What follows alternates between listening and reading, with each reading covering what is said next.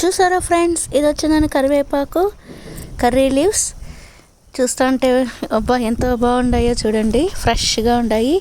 ఈ ఫ్రెష్ కరివేపాకును బాగా శుభ్రంగా కడిగేసి కొంచెం ఆరిన తర్వాత కరివేపాకు పొడి చేసుకొని తింటే కనుక చాలా మంచిది. మంచి విటమిన్లు, మంచి ఐరన్, విటమిన్ ఏ ఎక్కువగా ఉంటుంది, ఐరన్ పుష్కలంగా ఉంటుంది.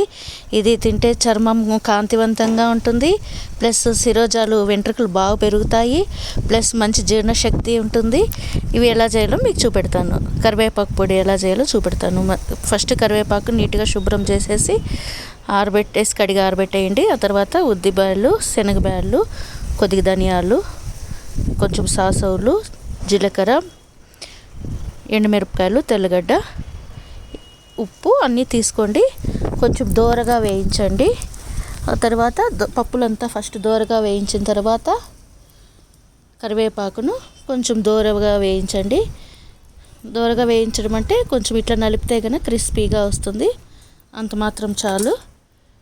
ఆ తర్వాత మిక్సీలో వేసేయండి. చాలా ఈజీగా చెప్పేసినాను కదా ఫ్రెండ్స్, చాలా టేస్టీగా ఉంటుంది. దీంట్లో సాసవులు పడతాయి. సాసవులు వచ్చిందను మనకు వాయువు కాకుండా ఉంటుంది. కాళ్ళు నొప్పులు, మోకాలు నొప్పులు అట్లా ఉండే వాళ్ళకి వాయువు లేకుండా ఉంటుంది. సాసవులు కొంచెము ఇంగువ వేస్తే కనుక జీర్ణం బాగా అవుతుంది.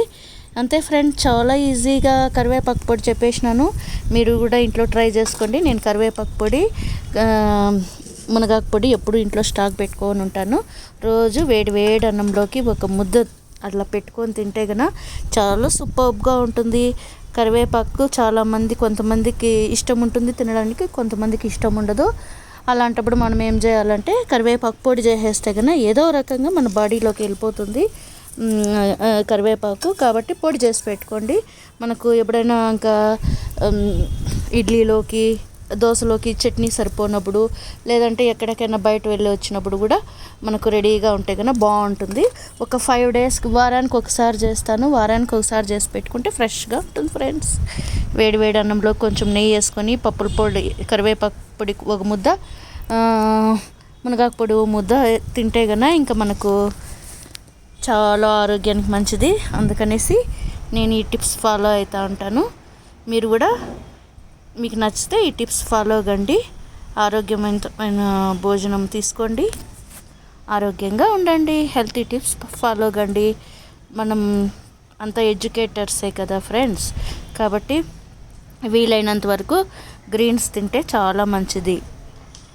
Bye friends. అబ్బా, అన్నంలోకి అలా వేడివేడిగా కలుపుకొని తింటా ఉంటే ఎంత సూపర్గా ఉందో, టేస్ట్ అయితే అమృతంలాగా ఉంది అసలుకి. మీరు కూడా నా ఈ స్టైల్లో ట్రై చేయండి, చాలా బాగుంటుంది. నేను ఆల్రెడీ మునగాకు పొడి గురించి చెప్పినాను లాస్ట్ వీడియోలో. ఇది వచ్చిందని కరివేపాకు పొడి 2 పుళ్ళు ఒకే రోజు చేసేసినాను, అంతే.